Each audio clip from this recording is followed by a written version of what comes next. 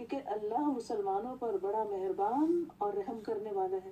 لیکن آپ نے دیکھا ہوگا کہ انبیاء اور اولیاء اور مومنوں پر ہمیشہ اچھے حالات تو نہیں ہوتے، وہ تکلیفوں سے بھی گزرتے ہیں، ناپسندیدہ حالات سے بھی گزرتے ہیں، لیکن وہ آزمائشیں بھی ان پر ایک طرح سے اللہ کی رحمت ہی ہوتی ہے، کیونکہ ان کے ذریعے وہ ان کا حوصلہ بھی بلند کرتا ہے اور ان کے درجات بھی بلند کرتا ہے۔ بہت سی چیزیں انسان کو جو آسانی سے مل جاتی ہیں ان کی وہ قدر نہیں ہوتی، لیکن جس چیز کو انسان مشقت کے بعد حاصل کرتا ہے پھر اس کی قدر بھی اور طرح کی ہوتی ہے۔ بہرحال یہ یاد رہے کہ اللہ سبحانہ وتعالیٰ کی رحمت ہر چیز کو گھیرے ہوئے ہے، وَرَحْمَتِي وَسِعَتْ كُلَّ شَيْءٍ۔ اسی طرح حاملین عرش فرشتے جو ہیں، جو عرش اٹھائے ہوئے ہیں، وہ اللہ سبحانہ وتعالیٰ کی رحمت کے بارے میں کہتے ہیں الذین یحملون العرش ومن حولہ یسبحون بحمد ربهم ویؤمنون به ویستغفرون للذین آمنوا ربنا وسعت كل شيء رحمة وعلما فاغفر للذین تابوا واتبعوا سبیلک وقهم عذاب الجحیم۔ جو فرشتے عرش اٹھائے ہوئے ہیں اور جو اس کے ارد گرد ہے، یعنی کچھ تو عرش اٹھائے ہوئے ہیں اور کچھ عرش کے گرد گھیرا ڈالے ہوئے ہیں، وہ سب اپنے پروردگار کی حمد کے ساتھ اس کی تسبیح کرتے ہیں اور اس پر ایمان رکھتے ہیں، اور ایمان والوں کے لیے استغفار کرتے ہیں، بخشش کی دعائیں مانگتے ہیں۔ کیا کہتے ہیں؟ اے ہمارے رب، تو نے اپنی رحمت اور علم سے ہر چیز کا احاطہ کر رکھا ہے، لہٰذا جن لوگوں نے توبہ کی ہے اور تیری راہ کی پیروی کی ہے انہیں تو بخش دے اور دوزخ کے عذاب سے بچا لے۔ تو اس سے یہ پتہ چلتا ہے کہ فرشتے اللہ کی رحمت کا وسیلہ بنا کر ایمان والوں کے لیے استغفار کی اور رحمت کی دعائیں کرتے ہیں۔ اس سے ہمیں اندازہ ہوتا ہے کہ یہ ایمان جو ہے یہ بذات خود کتنی قیمتی چیز ہے۔ اللہ سبحانہ تعالیٰ کی رحمت کے سلسلے میں ایک اور بات یاد رہے کہ اللہ سبحانہ تعالیٰ نے رحمت کو اپنے لیے لازم کر رکھا ہے۔ سورۃ الانعام میں آتا ہے کتب ربکم علی نفسہ الرحمہ، تمہارے رب نے رحم کرنا اپنے اوپر لازم کر لیا ہے۔ اس لیے ہمارے دل میں کبھی یہ خیال نہیں جانا چاہیے کہ میرے ساتھ بڑا ظلم ہوا ہے، یا اللہ سبحانہ وتعالیٰ مجھ پر رحم نہیں کر رہا، یا میرے ساتھ زیادتی ہو گئی ہے، یعنی کسی بھی تکلیف، دکھ یا مصیبت کے وقت نہیں۔ اللہ اپنے بندوں پر نہایت مہربان ہے۔ حدیث مبارکہ میں آتا ہے رسول اللہ صلی اللہ علیہ وسلم نے فرمایا جب اللہ تعالیٰ مخلوق کو پیدا کر چکا تو اپنی کتاب یعنی لوح محفوظ میں جو اس کے پاس عرش پر موجود ہے اس میں لکھا کہ میری رحمت میرے غضب پر غالب ہے۔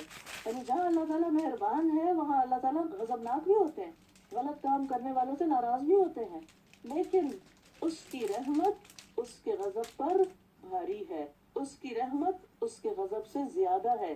ایک اور حدیث سے ہمیں پتہ چلتا ہے کہ اللہ کی رحمتیں 100 ہیں، یعنی اللہ کی رحمت 100 درجوں میں ہے۔ ان میں سے ایک جنات، انسانوں، چوپایوں، کیڑوں مکوڑوں کے لیے نازل کی ہے اس نے، جس کی وجہ سے وہ ایک دوسرے پر شفقت اور مہربانی کرتے ہیں، رحم کرتے ہیں۔ اسی وجہ سے وحشی جانور اپنے بچے پہ شفقت کرتا ہے، یعنی مثال کے طور پر شیر جو دوسرے جانوروں کا شکار کرتا ہے لیکن اپنے بچے کو نہیں کھاتا، تو یہ بھی اللہ تعالیٰ کی ڈالی ہوئی اس رحمت کا نتیجہ ہے۔ اور جو 99 حصے ہیں اس کی رحمت کے، وہ اللہ سبحانہ وتعالیٰ نے قیامت کے لیے مخصوص کر رکھے ہیں، جو اپنے بندوں پر خاص رحمت کرے گا، یعنی اپنے بندوں کو رحمت سے نوازے گا۔ دنیا میں بھی انسان کو اس رحمت کی ضرورت ہے، لیکن حقیقت یہ ہے کہ قیامت کے دن ہم سب کو اس کی بہت زیادہ ضرورت ہے۔ اور یاد رکھیے کہ کوئی بھی شخص اللہ کی رحمت کے بغیر جنت میں جا ہی نہیں سکتا، کیونکہ ہم میں سے کوئی شخص عمل کے ساتھ جنت کی قیمت نہیں چکا سکتا۔ تو اگر ہم میں سے کوئی یہ سمجھے نا کہ میں نے تو اتنے اچھے کام کر لیے کہ اب تو جنت میرا حق بن گئی یا میں اس کی حقدار ہوگی، تو یہ غلط فہمی ہے۔ ہم میں سے کوئی بھی جنت کا حقدار نہیں ہے، یہ اللہ کی رحمت ہے کہ وہ ہمیں اپنی رحمت سے اس میں داخل کرے، اور جنت کا ایک نام بھی رحمت رکھا ہے اللہ نے۔ اللہ تعالیٰ فرماتے ہیں انتی رحمتی، تو میری رحمت ہے، ارحم بکی من اشاء، تیرے ذریعے میں رحمت کروں گا جس پر میں چاہوں گا۔ تو اللہ تعالیٰ جس پر چاہتا ہے رحمت فرماتا ہے، لیکن یہ ہمیشہ یاد رہے کہ اللہ کی رحمت بہت وسیع ہے۔ رسول اللہ صلی اللہ علیہ وسلم نے فرمایا، اور یہ صحیح مسلم کی روایت ہے، اللہ نے آسمان اور زمین کی پیدائش کے دن، یعنی جس دن آسمان اور زمین بنے تھے، اس دن 100 رحمتوں کو پیدا کیا تھا۔ ہر رحمت آسمان اور زمین کے درمیانی خلا کے برابر ہے، اتنی زیادہ ہے۔